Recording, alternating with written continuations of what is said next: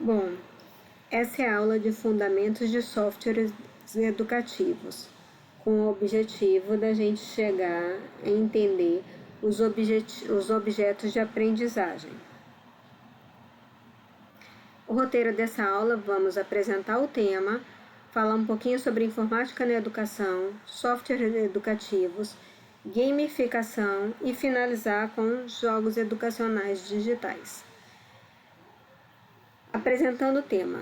No olhar de um novo cenário educacional, justifica-se o fato de compreender e assimilar os novos desafios que se iniciam com o advento das novas tecnologias. O fazer pedagógico com o computador faz-se necessário. Tanto o professor como os demais profissionais da escola devem se adequar a esse novo paradigma.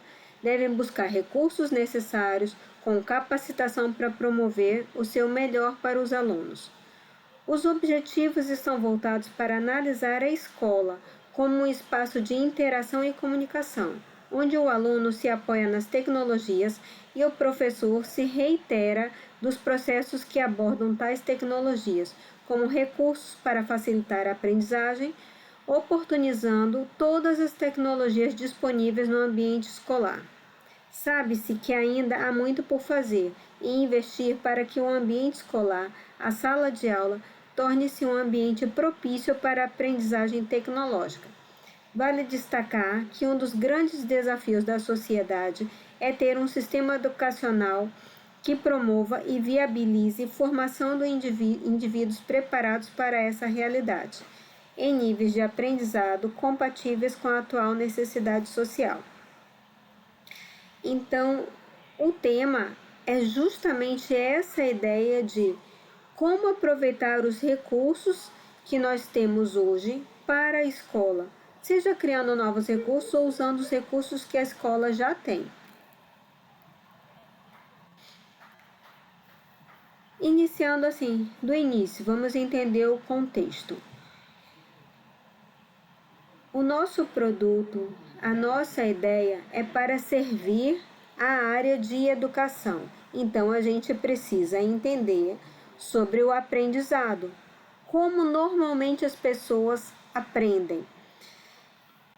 Existe um estudo que diz que 10% das pessoas, 10% do seu aprendizado vem da leitura, 20% vem do que você ouve, 30% do que você vê.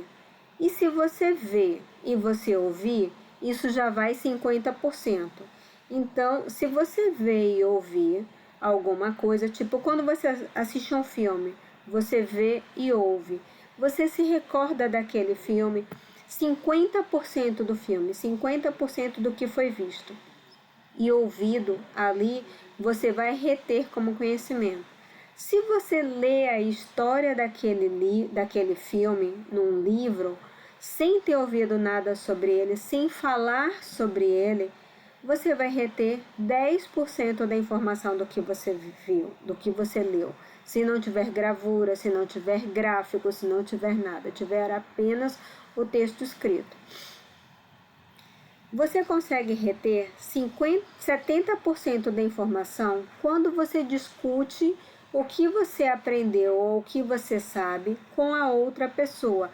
Então, se você conversar, se você fizer uma pergunta, se você repetir o que você leu, ouviu, se você relatar, se você numerar, se você cria ali o seu resumo, numerando, explicando para alguém, né, numa ordem sequencial, se você reproduz, se você está se recordando, se você entra num debate, se você tenta criar por si só uma definição, se você cria um nome, se você se entende aquele assunto e tenta nomear aquele assunto, você tem 70% da discussão, 70% do aprendizado. Veja que nisso aí, quando você discute, o que você viu, você ouviu, leu, escutou, você pega isso no seu cérebro e rearruma de acordo com as suas conexões de vida, de acordo com as suas conexões de aprendizado, e reformula isso tudo e cria uma versão sua daquilo que você aprendeu. Por isso que a retenção é tão grande. E vamos para 80% quando a gente escreve. Então, sabe aquilo de você criar um resumo, de você criar um mapa mental? Quando você está criando um mapa mental, meio que você está ali numerando, né? O de cima, você está se recordando, você está nomeando coisas. Então, embaixo ali no 80, quando você está aqui você está escrevendo sobre um assunto, você está se recordando, você está interpretando, você está nomeando, você está dando palavras suas. Quando você interpreta, quando você traduz uma coisa de outra linguagem, ou traduz dentro do seu próprio significado, quando você se expressa, quando você revisa, ou seja, quando você volta naquilo que você já aprendeu, você já ouviu uma aula e aí você volta para ler, você vai estudar outro dia, né? Quando você identifica alguma coisa, quando você comunica, amplia, utiliza, que é a parte do tornar prático o seu aprendizado. Quando você faz uma demonstração, pratica, quando você diferencia ou cataloga, você está tornando esse aprendizado em 80%. Porque aí você ainda tornou aquilo útil para alguma coisa. Percebeu que agora já não está mais vago no campo da definição. Você já pensa em usar, você já demonstra como aquilo faz, você já coloca na prática, você cria uma diferenciação. Isso serve para isso e não para aquilo? Ou esse grupo serve para isso, aquilo que eu estudei em outro momento serve para aquilo outro. Então, você já está ampliando, quanto mais conexões, quanto mais de forma diversa você usa e principalmente torna aquele aprendizado útil, mais você tem essa retenção de conhecimento. E você chega a ter 95% do aprendizado sobre um assunto quando você ensina o outro. Eu parei e estudei um assunto, cheguei aqui, fui dar minha aula para vocês.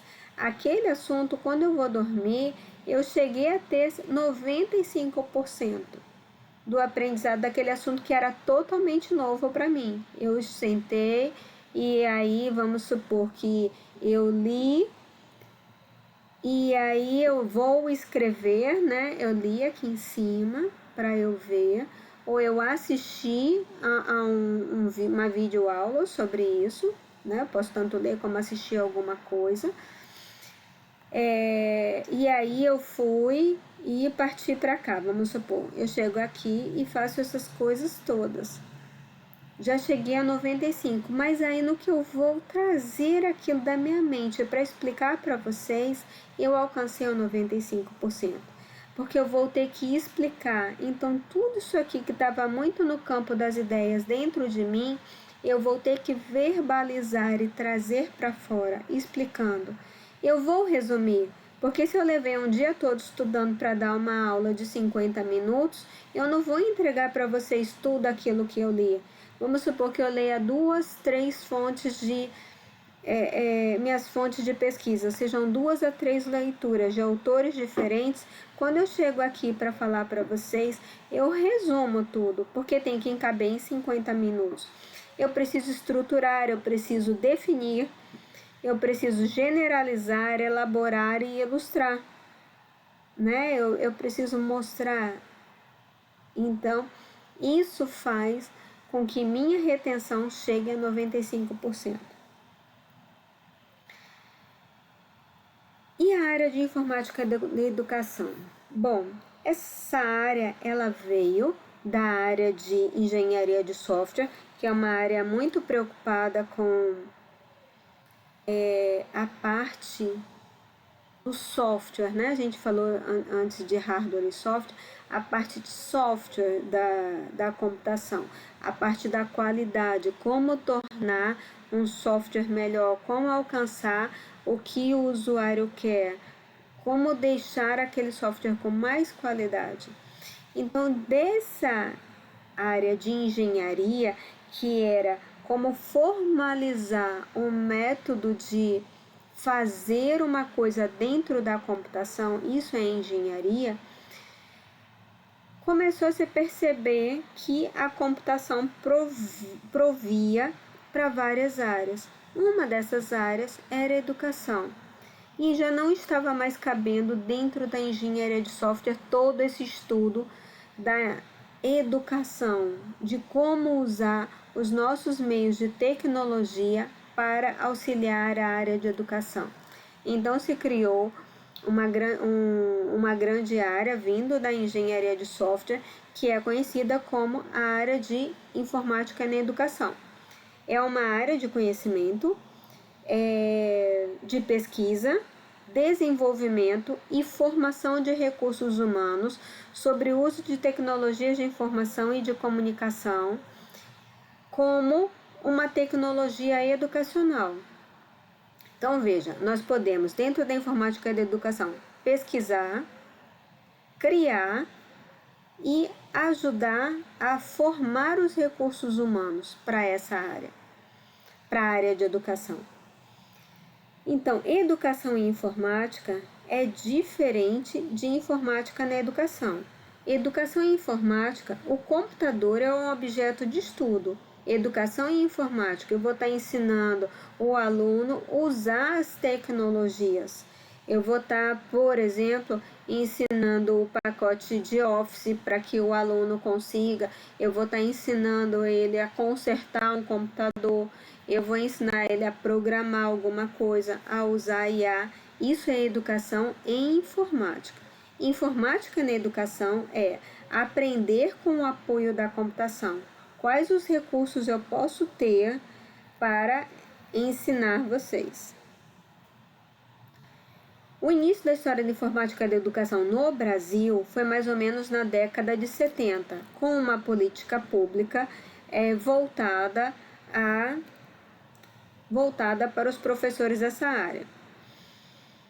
A partir da década de 80, com o surgimento de PCs, com o surgimento da internet, né, que a internet possibilitou a comunicação, começou a se ter conteúdo disponível para se estudar. Veja que no início era muito pouquinho, tá? A gente tinha muito pouco em termos de conteúdo, mas a gente já usava para se comunicar. E a gente ainda não guardava tantas coisas na internet como hoje. A gente não tinha essa ideia de nuvem, vou colocar minhas coisas na nuvem, vou colocar no Dropbox, vou colocar em algum repositório, eu vou programar lá no servidor, programar na nuvem. A gente ainda não tinha isso não, tá? A gente só tinha realmente muito mais comunicação. E aí foram implantadas algumas políticas, como por exemplo o ProInfo, o Educom, e iniciou o SB, que a gente tem até hoje, que vocês devem conhecer, né? Que está dentro do Congresso de Computação da SBC.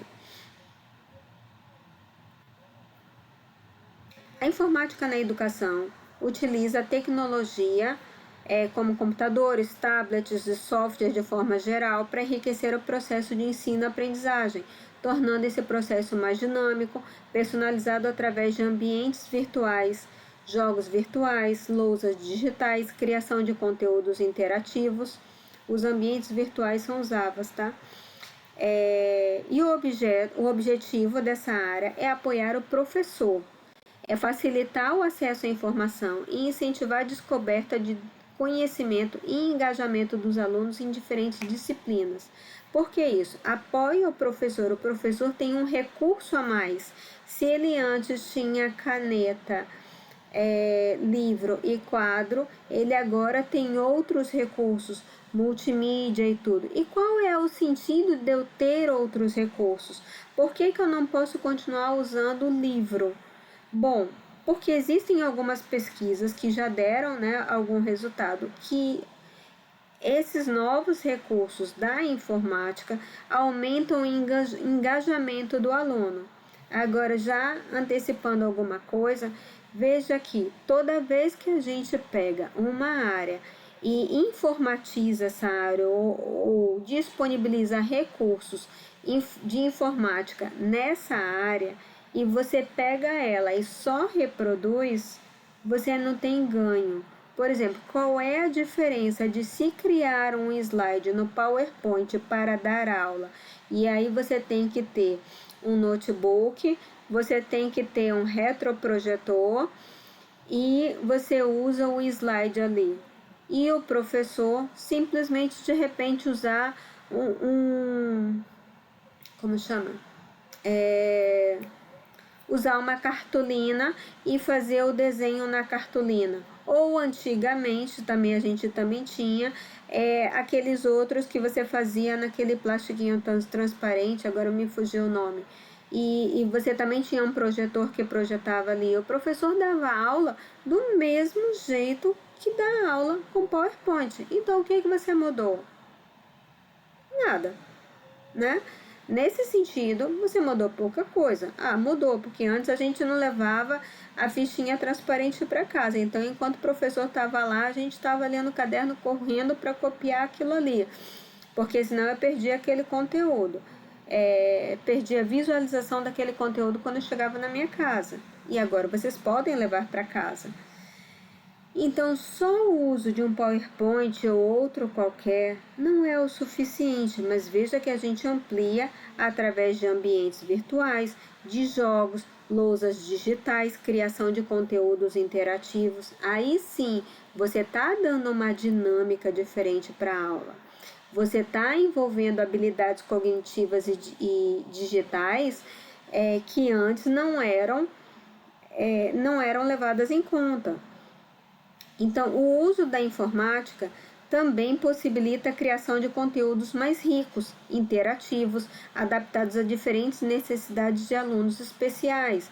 Você consegue fazer simulações, você com alguns conteúdos interativos, você consegue colocar uma coisa bem mais próxima à realidade, o aluno utilizar determinados softwares para ele testar um determinado conteúdo sem necessariamente ter que levá-lo para um laboratório onde tenha tudo aquilo que ele possa fazer na mão. Ele tem um simulador, ele tem existe essa possibilidade, né?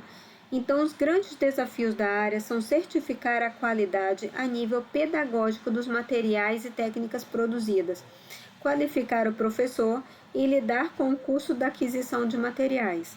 Então, veja que a gente finaliza aí essa ideia com esses desafios, porque criar e a gente encontra milhares de joguinhos aí dizendo que vai ensinar A, B e C. Sim, aí o professor fica perdido no mundo das coisas. Ele quer um software qualquer que ele vai pegar para os alunos ali da terceira série para fazer cálculo das operações básicas de matemática. Qual é o melhor? Se ele colocar ali nos repositórios, vai vir 200 para ele. Como é que ele vai saber qual é o que tem qualidade, qual é o que não tem? Entendeu? Assim, como é que ele, enquanto professor, vai ver isso? Então, esse é um grande desafio. Como é que a gente mede a qualidade desses materiais pedagógicos a nível pedagógico? Porque a gente, quando produz, a gente é da área de computação. A minha expertise é saber se o negócio funciona e lá testar as qualidades a nível de software. Só que uma das qualidades a nível de software envolve se eu estou alcançando o requisito do usuário. Esse requisito do usuário é ter um ganho pedagógico. E aí, como é que eu testo isso se de repente eu não sou da área da tecnologia? Não, da área da pedagogia. Se a técnica que eu estou dizendo que funciona, ela funciona de verdade ou não funciona? Isso também é uma outra questão pedagógica.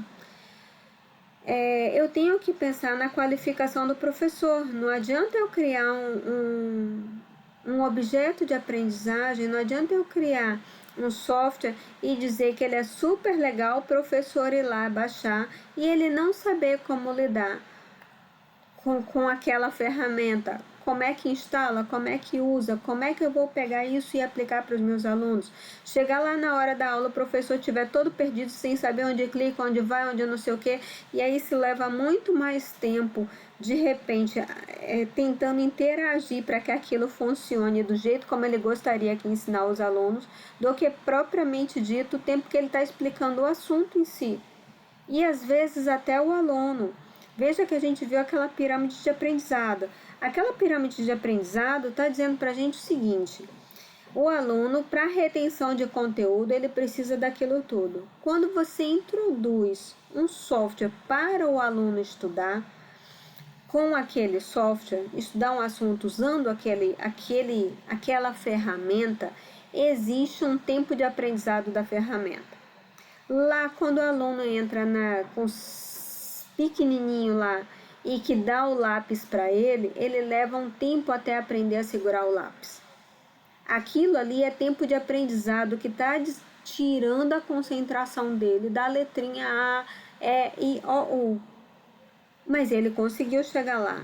Então, quando a gente entrega um software para o aluno usar dentro do seu estudo, para o professor usar dentro de uma sala de aula para o seu ensinamento, existe um tempo de aprendizado daquele software que está roubando o tempo de aprendizado do conteúdo em si. E isso tem que ser levado em consideração. Então, também é uma característica de qualidade, deixar aquilo o mais padronizado com as coisas que tem por aí possível, para que o aluno não perca esse tempo. A gente tem que pensar também nos custos da aquisição de material. Lembra que eu falei lá quando o PowerPoint substituiu o outro lá que era transparente, as transparências? Então, justifica eu ter que entregar um notebook, um projetor e tudo para que o professor use aquilo? Justifica sim ou não? Existe um custo? Bom, mas aí agora o professor não vai só usar o PowerPoint, ele vai poder usar outras coisas também. Então, já começa a valer a pena eu ter também um notebook. Mas eu posso, a escola tem esse dinheiro, a escola tem isso do aluno conseguir, porque não adianta você pegar também. O professor mostra ali na janelinha, na televisãozinha dele, ou na parede dele, e o aluno junta 4 alunos para um computador para o aluno fazer aquilo que o professor está falando. Quem é que vai aprender de verdade? Assim, não é quem é, mas assim, hoje a gente tem um conhecimento maior do ser humano e do aprendizado. Todos os alunos dos 4 que estão ali têm uma capacidade de concentração e foco suficiente para não estar necessariamente mexendo no teclado, mexendo na ferramenta e conseguir aprender. Ou tem aqueles que são um pouco mais dispersos, que tem dificuldade de foco e que precisa de alguma coisa e aí nesse momento vai se perder e vai se esquecer disso. Então, é uma outra coisa que a gente tem que levar em consideração, tá? Em relação aos custos materiais, quando usar. E o papel da informática na educação, qual é? É evitar a mera replicação de situações tradicionais de ensino-aprendizagem, que é o que a gente vem falando agora. Prover, dar novas abordagens, novos paradigmas educacionais, porque não adianta só eu dar ferramenta se não existir novos paradigmas educacionais, que isso vem lá da área da pedagogia, que veja como é que isso vai ser inserido dentro do estudo, dentro da escola, para o professor e para o aluno. Então, esses paradigmas precisam ser pensados. Tecnologias de rede para prover suporte. Eu acho que nem só rede, tá? Outras, assim, o próprio laboratório em si, o lugar onde aquilo vai ser usado. Alguns recursos. A gente tem as TICs, que normalmente são usadas pela informática na educação, que a gente tem os computadores, os tablets, smartphone, a internet, redes sociais, plataformas de ensino. A gente tem como recurso os objetos de aprendizagem, que são o que são objetos de aprendizagem, que eu já até citei anteriormente. Eles são unidades de conteúdo reutilizáveis, podem ser digitais ou não. Para nosso interesse da nossa disciplina, os digitais, tá? Que eles servem de apoio ao ensino e aprendizagem. Eles podem ser aproveitados em mais de um contexto de ensino. Veja que é uma unidade. Eu não vou pegar um objeto e colocar tudo sobre todas as coisas. Eu vou criar qual é o conteúdo que eu quero, com que faixa etária, com que perfil de usuário, e aí eu vou criar aquela unidade. Veja que se eu for pensar num software de alfabetização e eu for pensar para um aluno lá do fundamental, ele vai ter uma característica. Se eu for pensar no software de alfabetização para um aluno do EJA, de um supletivo, para um aluno não alfabetizado adulto, ele tem que ter um outro perfil. O mesmo conteúdo, mas tratando de uma forma diferente, com assuntos diferentes, com colorido diferente, com interação de uso de teclas e etc. de forma diferente. Alguns exemplos de objetos de aprendizagem: conteúdos multimídia, o conteúdo em si, né? Quizzes, jogos educativos, e-books, hipertexto, e eles normalmente estão disponíveis em alguns repositórios abertos. Aí eu coloquei 2 aqui para vocês, né? Que é o RIVED, que é a Rede Interativa Virtual de Educação, e o REA, que são recursos educacionais abertos. Esses 2, eles são públicos. Se alguém tiver interesse em depois procurar algum objeto de aprendizagem, às vezes usar em alguma coisa, pode procurar nesses 2. Um outro tipo de objeto é o MOOC, que é o Massive Open Online Course, que é um formato de oferta de cursos de EAD oferecidos na web que tem o objetivo de atingir um grande número de pessoas. O que é o MOOC? O MOOC ele já tem os módulos lá pronto. Ele já está, não é como a aula da gente, que é um curso EAD, onde a gente tem aula presencial, a gente tem aula virtual, vocês têm acesso a um fórum. Não, no MOOC os módulos já estão todos prontos.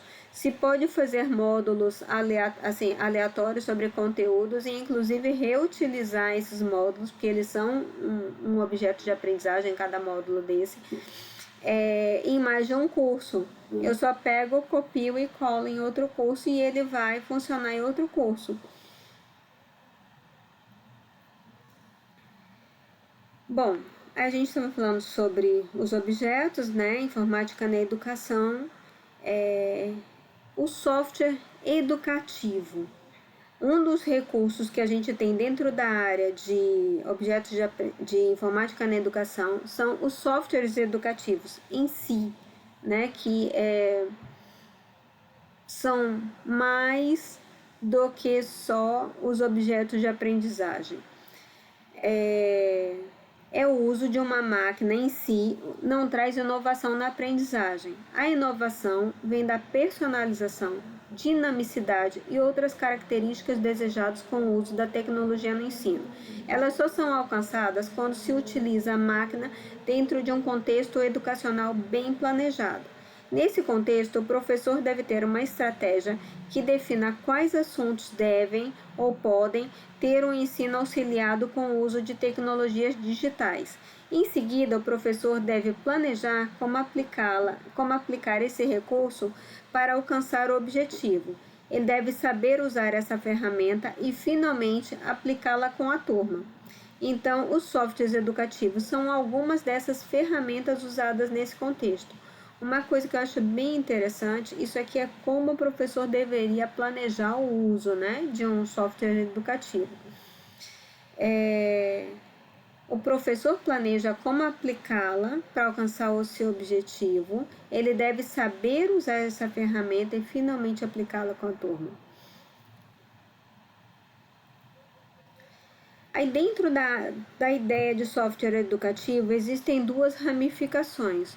O software educativo, que é isso que a gente vem falando até agora, que é um software que foi criado com finalidade de ensino, né, de apoiar o professor ou apoiar o aprendizado sozinho.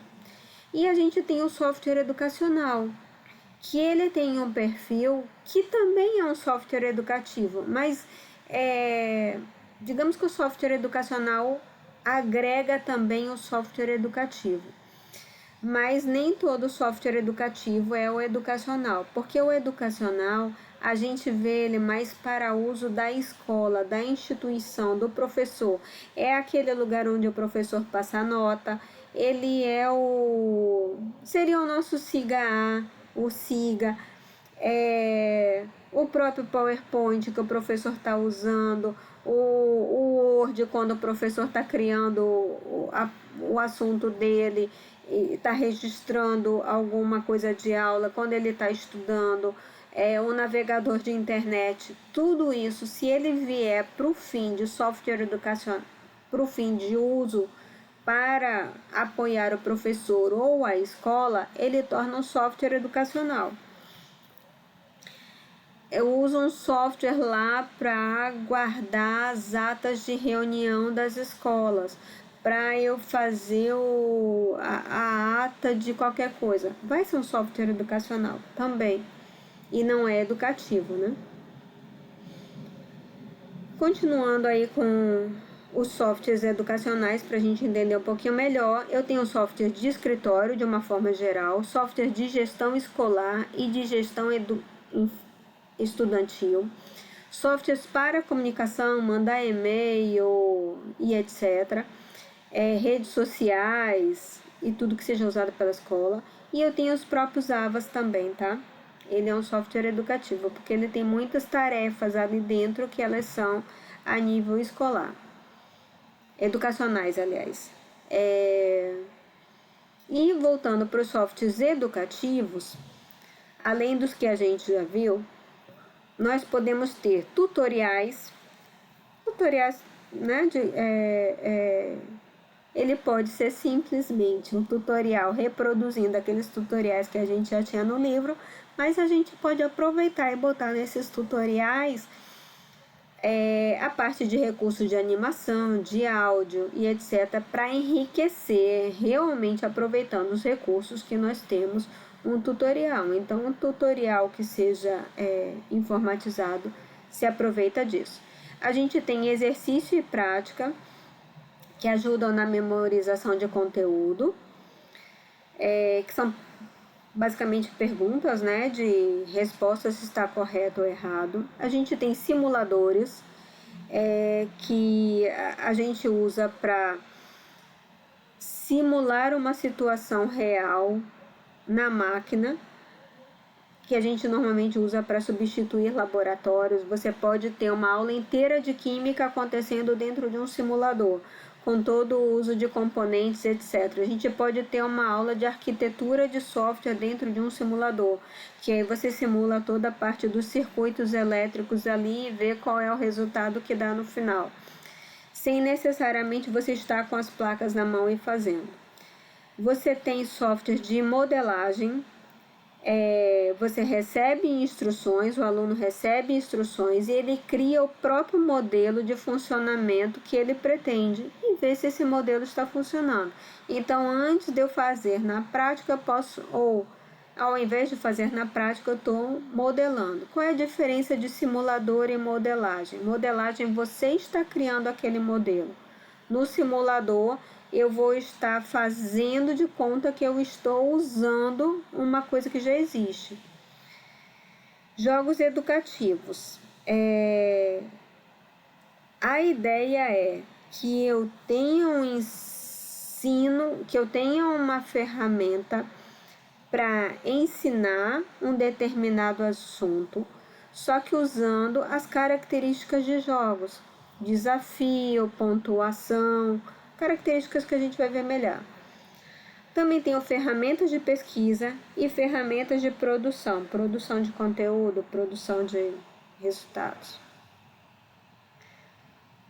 Diversidade na aprendizagem. É importante reconhecer a diversidade do grupo e fazer adaptações a fim de manter todos incluídos no processo de ensino, num ambiente de aprendizagem mais respeitoso.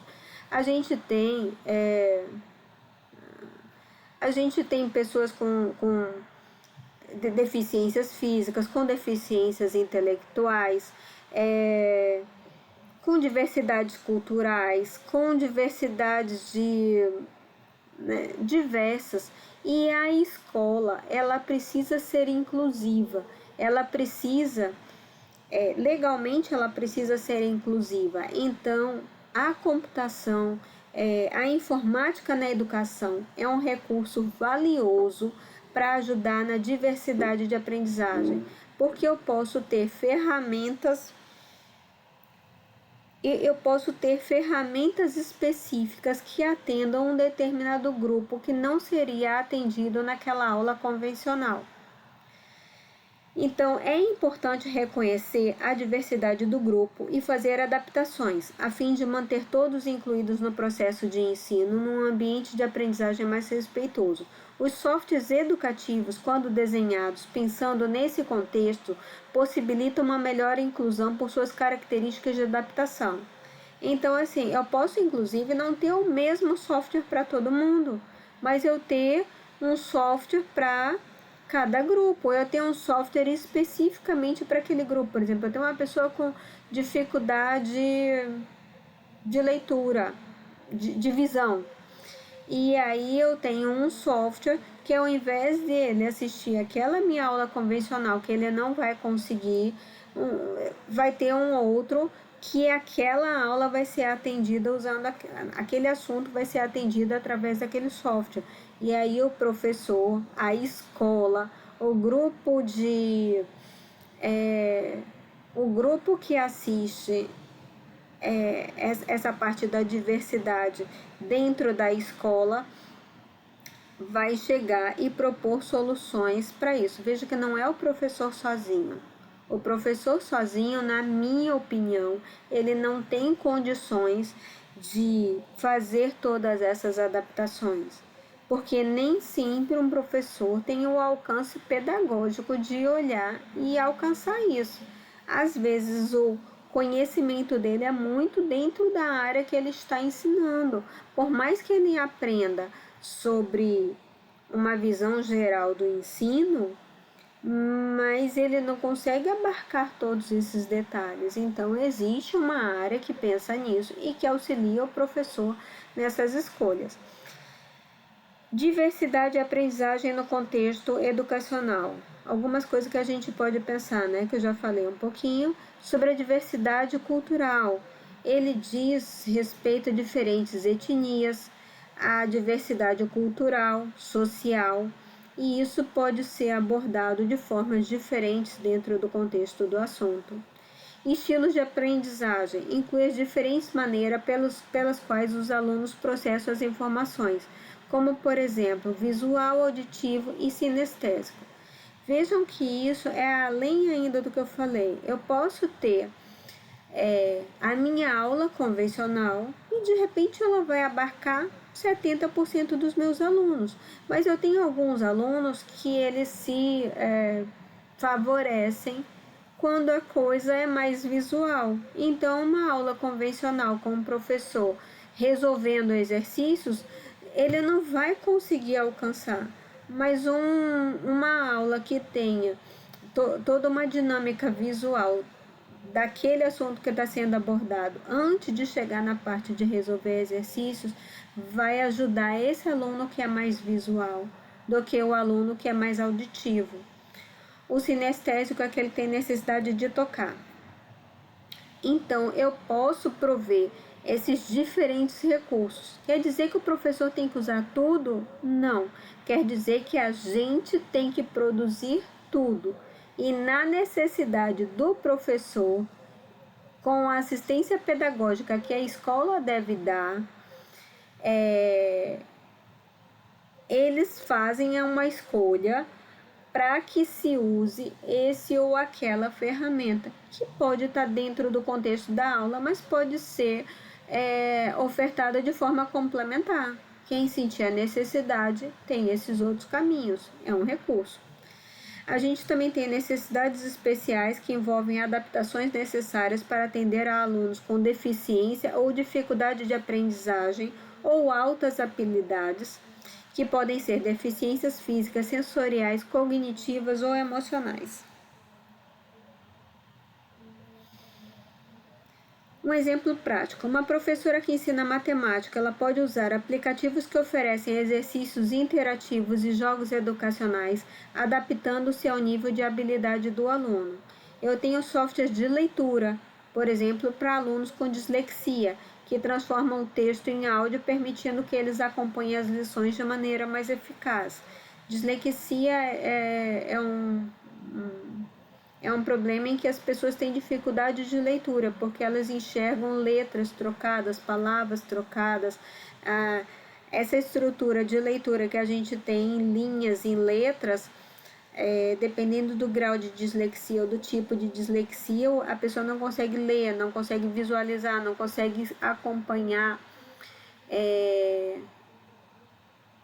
aquelas sequências, aqueles desenhozinhos que a gente vai colocando esquematizados e tudo, dependendo do grau de dislexia. Então, você pode ter um software de leitura, já ajuda. Plataformas de ensino que permitam que alunos avancem no seu próprio ritmo, revisitando conteúdos conforme seja sua necessidade. E a gente falou que um dos problemas é avaliar. Então, quem produz um software desse? Ou quem vai usar? O que é importante avaliar? Primeiro de tudo, mais importante de tudo, se seu conceito, gramática e ortografia estão corretas. Assim, é o básico. Se você está ensinando soma, você não pode ter alguma coisa que some 2 com 2 e que dê 10. De jeito nenhum. Então, isso é o conceito. Se você está escrevendo alguma coisa ali, não importa para que assunto seja, que seja matemática, que seja física, que seja inglês, se você tiver como a ortografia e a gramática tem que estar corretos. É um software educativo, é muito importante que isso seja correto. Segundo ponto, é agradável visualmente. Lembram que a gente lá atrás falou que o importante é o engajamento.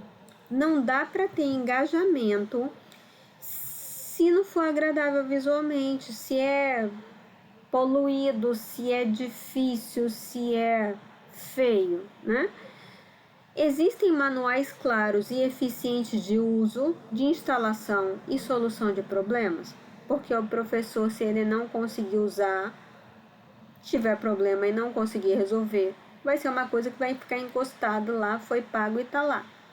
Ele é fácil de ser instalado? Ele é fácil de ser usado? Lembra que a gente falou que uma das coisas que tem na gente usando um software educativo é que o aprendizado do uso do software educativo está competindo com o aprendizado da disciplina, do assunto que está sendo abordado ali. Então, ele precisa ser fácil de ser usado para que essa competição seja menor. O software apresenta diferentes níveis de dificuldades. Isso é importante, porque o aluno tem que sentir a sua progressão. Ele é adequado à faixa etária que se destina. Ele motiva a solução de problemas. Ele dá feedback que auxilia a compreensão de erros na construção da resposta correta. Sem feedback, o aluno não sabe se ele está aprendendo. Ele acha que ele aprendeu. Aí uma hora que ele vai falar sobre o assunto, está tudo errado.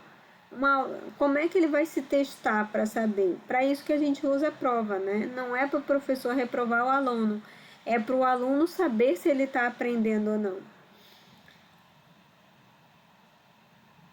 Ele motiva a solução de dá feedback. E o designer do software, ele está adequado? Ele pode ser, esse designer, ele pode ser centrado na aprendizagem, centrado no ensino ou centrado no estudante.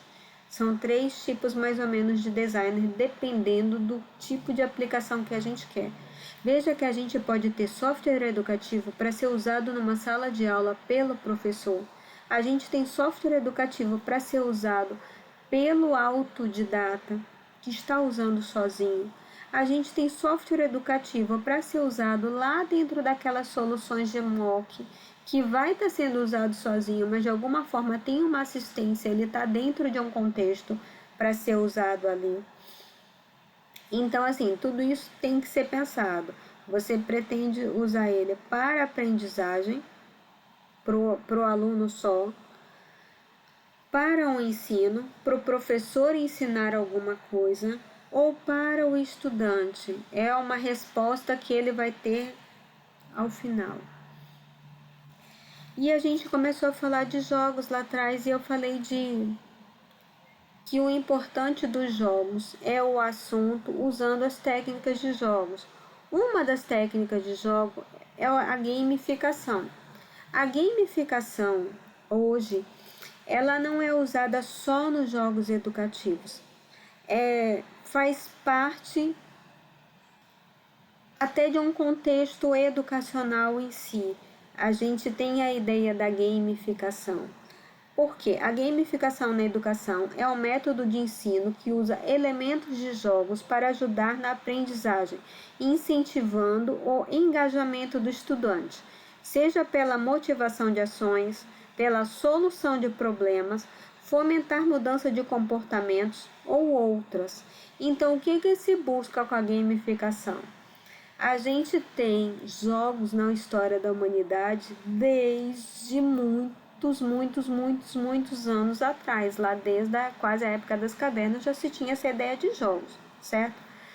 Porque jogos dá prazer, a competição, a brincadeira, dá um... Então, por que não aproveitar isso para a área de educação? Não só nos jogos, tá? Mas na área de educação em si. Então, é uma coisa que hoje em dia a gente busca fazer na educação em si. Vamos entender primeiro o que é gamificação para depois ver eles dentro dos jogos, tá? Táticas de gamificação. Você coloca fases dentro da aprendizagem. O aluno alcançou esse nível, ele passa para o próximo nível. E aí ele passa para o próximo nível. E aí ele passa para o próximo nível. Esses níveis podem ser sequenciais ou não. Eu posso ter esse nível dependendo desse, mas se esse nível, terceiro nível aqui for totalmente independente, eu posso ver ele até antes de eu entrar no segundo. Então, mas eu tenho fases. Eu tenho essas divisões, né? Pontuação. A pontuação é a ideia de que eu estou progredindo com pontuações, com uma pontuação. Ranqueamento. Ranqueamento é quando eu comparo os meus pontos ou a minha evolução de fases ou a minha qualidade de alguma forma dentro, em comparação com outro grupo ou outra pessoa. Veja que a gente tem gamificação não só na área de educação. A gente hoje em dia tem gamificação, esses softwares aplicativos que a gente tem de malhar, de correr, de não sei o que, de dormir, gente. No relógio aqui. Quantas pessoas tiveram uma noite de sono no seu nível? Quantas tiveram uma noite de sono melhor do que você? Isso é uma forma de ranqueamento, de gamificação. Você vai se policiar para dormir melhor, porque você percebeu que muita gente dorme melhor do que você, digamos assim. Você dar bônus, né? Se você conseguiu chegar até aqui mais rápido do que todo mundo, você tem uma coisa que vai te ajudar lá na frente. Ou, se você fizer os exercícios extras, você tem um ponto extra. Ou você tem alguma coisa que vai te dar uma vantagem lá na frente. São, né, duas formas de bônus. Desafio. Se você quiser algo mais aprimorado, entra aqui. Se você alguma coisa, desafios normalmente está ligado a bônus, né? Não é só ou então ele está incentivado pelo ranqueamento. Feedback imediato. Eu acabei de fazer, eu sei se deu certo ou se não deu. Eu não vou ficar esperando para saber, porque essa espera, já quando vou saber, eu já nem me interessa mais saber o que é. Eu vou ter cenários. Aquele ensinamento é dado dentro de um contexto e esse contexto forma esse cenário. Eu vou ter personagens e outros elementos.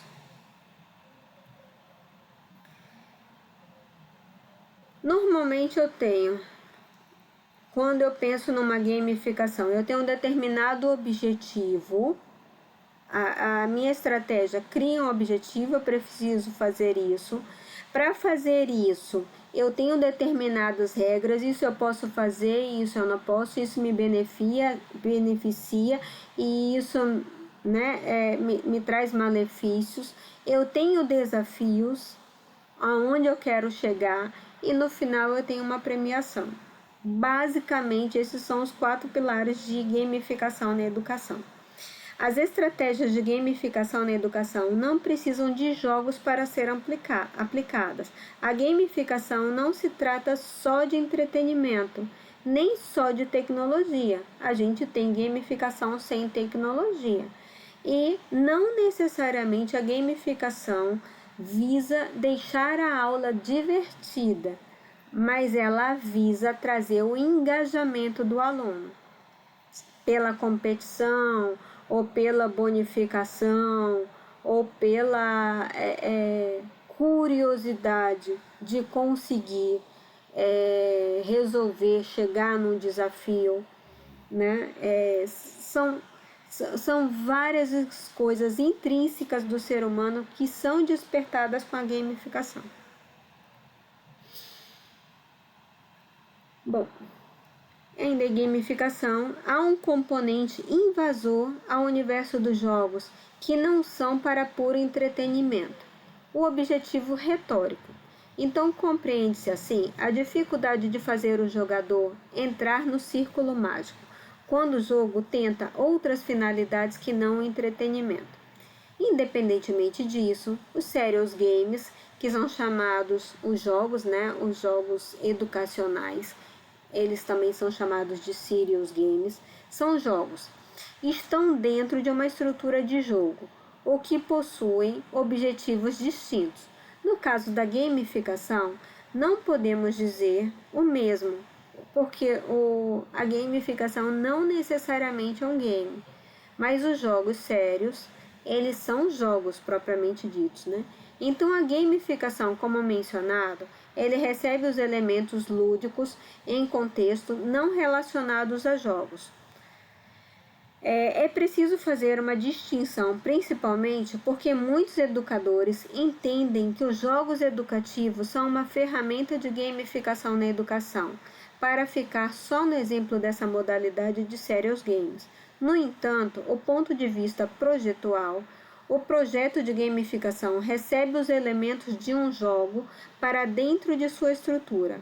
No exemplo, em um entretenimento corporativo, quando os funcionários de uma empresa passam pelo processo de aprendizagem de um procedimento, de uma operação ou comportamento, nesse processo eles são inseridos elementos de design de jogos e tal aprendizado pode se tornar mais lúdico, visando uma motivação menos extrínseca ao objetivo do aprendizado. Então, desse modo, se o sentido da gamificação segue o percurso inverso ao do projeto dos Serious Games, tal fato não implica em realizar essa ação sem que haja planejamento. Então, o mais importante na gamificação é como você vai planejar e inserir essa gamificação dentro daquela sua aula, dentro daquele seu processo de educação, né? Não é exatamente dentro da aula, porque seria muito difícil você colocar gamificação dentro de uma aula específica. O ideal é que você pense toda uma estrutura de ensino com as técnicas de gamificação, que não precisam ser todas, certo? Mas algumas. E aí, nesse contexto, vai indo, e o aluno ele vai entrando naquele contexto e vai se motivando. Gamificação a gente vê muito nesses softwares de aprendizado de inglês, que você vai alcançando objetivos, você vai fazendo pontos, você vai se comparando aos outros. Então, assim, é uma forma. Ele nasceu daquele jeito. E eles não são jogos em si, tá? E não são exatamente para diversão. Não é que seja divertido aprender inglês com o Duolingo. Não. Mas você está usando ali técnica de gamificação que te deixa desafiado, te deixa motivado, te deixa entusiasmado quando você consegue. E esse sentimento de entusiasmo e tudo mexe com a química que a gente tem, libera a nossa dopamina e faz aquilo ser bom, ou não chato, ou menos cansativo, mas já é uma boa, já está valendo.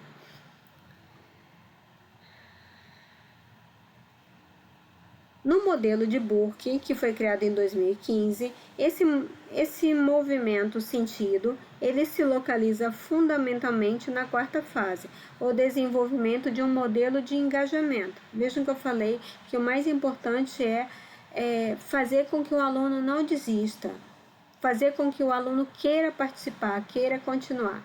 Nessa fase do modelo de Burke, 5 elementos de design de jogos são deslocados para a estrutura a ser gamificada: colaboração ou competição, ou os dois, né?